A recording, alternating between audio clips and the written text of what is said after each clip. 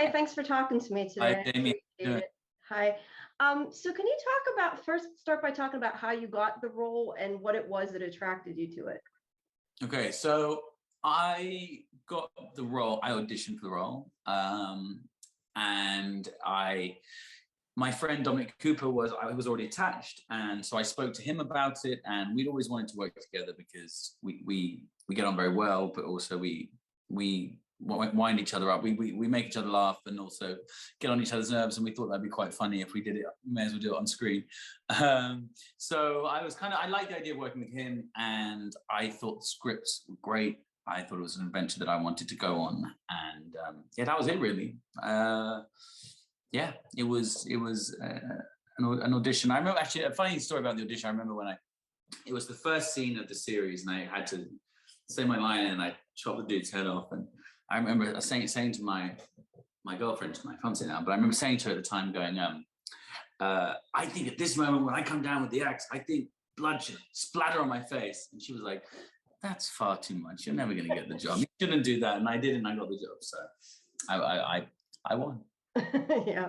You said that you annoy each other. Do you like play pranks or anything on set? You just made me curious. Yeah, pranks, just general winding each other up, British humor. I'm trying to think if we ever pulled any pranks.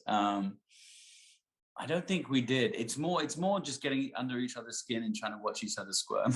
I think. Okay. Did you do anything in particular to prepare? Like, did you go and watch Westerns or anything like that? I mean, for me, it was kind of just going back to character and just working on this character and going back and figuring out where this character had come from, how this young kid had, lost his mother at a really young age, at the age of 8, and how he'd become this man we meet at the beginning of the story. So most of my kind of character preparation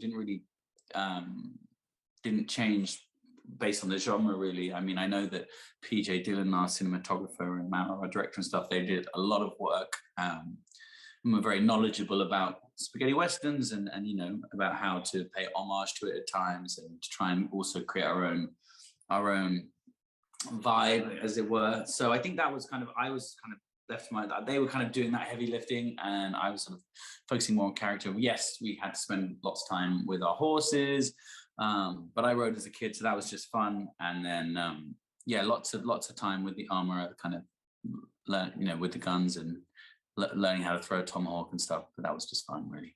Okay, I was going to ask that. Can you talk a bit more about that, learning about with the weapons and things like that?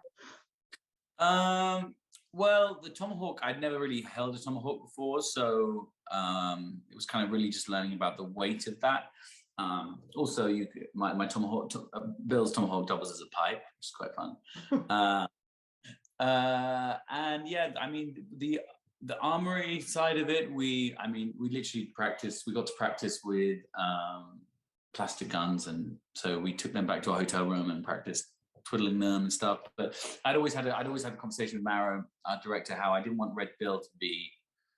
I didn't want him to be like too much. So I kind of so when the first time when you see him in the series, he shoots Neumann, he shoots him, and then he just very deliberately slowly puts his gun back. I kind of we wanted to go for that vibe, but there's definitely a moment where Bill later in the series dispatches quite a few people at one time, and he thinks it deserves a good talk.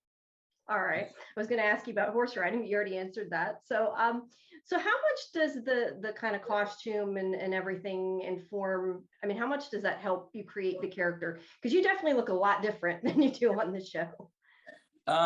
Yeah, I think a huge amount. I mean, we had a great hair, makeup, costume department, Academy Award winning, some of the best in Italy, and so yeah, we were very fortunate to work with a great team. And I mean, I think for me, it was a lot of work in makeup and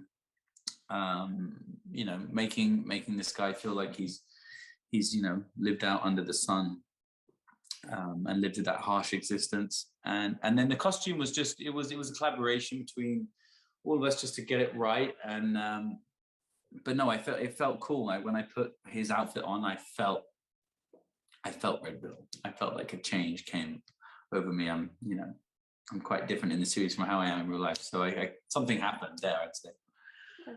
Now you filmed this in a few different countries? Yeah, we shot this in Puglia in Italy, Almeria in Spain, where all the spaghetti westerns were shot, and we shot it in the Sahara Desert in Morocco. That's cool. Yeah, it must be fun to get to travel around. I mean, I'm sure you do lots of times, but no, it was amazing, and we were shooting during a pandemic, so to traverse 3 different countries on a project this size we were very lucky. Yeah, and I think it gave the show we had to fight for Morocco because of the pandemic. It was really hard to get into Morocco, but we wanted that kind of sun-ravaged desert aspect to the show, so we really fought for it, and I think it adds a whole new element to it. So I'm really glad we managed to do it. Yeah, I was gonna say the landscapes are really beautiful. Was there any other difficulties that the pandemic caused with filming other than getting in there? I mean, on a personal level, it was hard because I didn't see my family for 3, 4, for like 5 months basically. Because normally you could travel back on a weekend, but there was none of that. So, which kind of brought us together as a crew. We were very much like isolated, but also we were together like glue. But yeah, I mean, it was just a nightmare. I mean, it is difficult, spending millions of dollars on COVID tests, millions of dollars that could have gone in the crew's pocket or in the, or into the set or stuff. But so my hats are taken off to producers that are like still endeavoring to work hard and try and create something special during this time, because it's not easy and you're very exposed. And I think you're very vulnerable to like stoppages and closures. And we got off pretty lightly, I'd say. So can you talk about kind of what you connected with the easiest in the character and what you had the most difficulty connecting with? I guess that with ease, I connected to, as most people would, I'd say, a boy who deeply loves his mother deeply. I've always had a very close relationship with my mother, so that was kind of an easy starting point. Thinking about the trauma of seeing my mother die, I guess was I mean, not an easy place to start. I know. It's a difficult place to start, but in the sense it was something that I could tap into quite easily. And then I guess one of the harder parts was just like, I'm kind of fidgeter. I move around a lot, and I believe Bill is quite still. So that was actually something.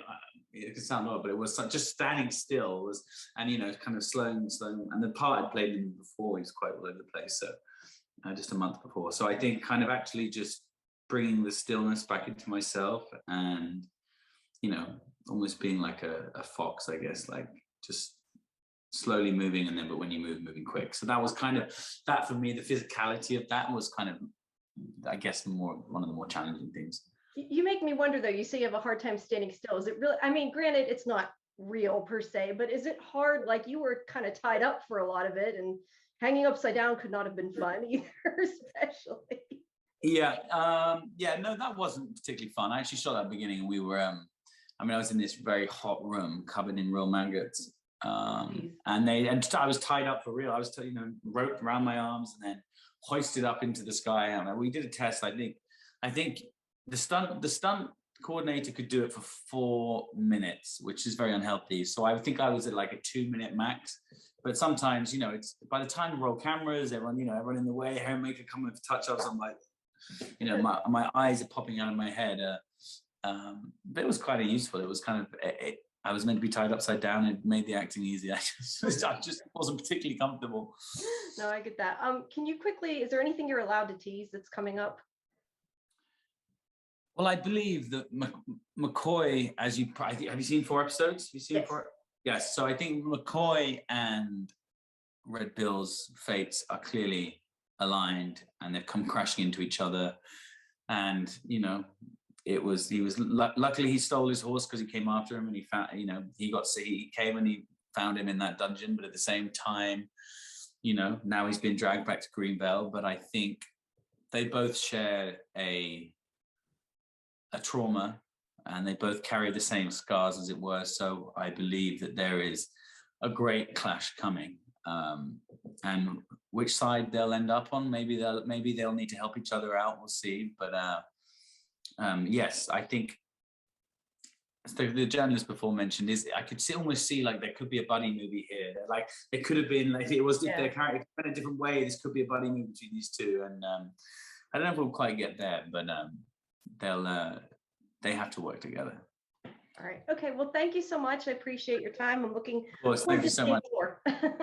Thank Thank you. Have a good day.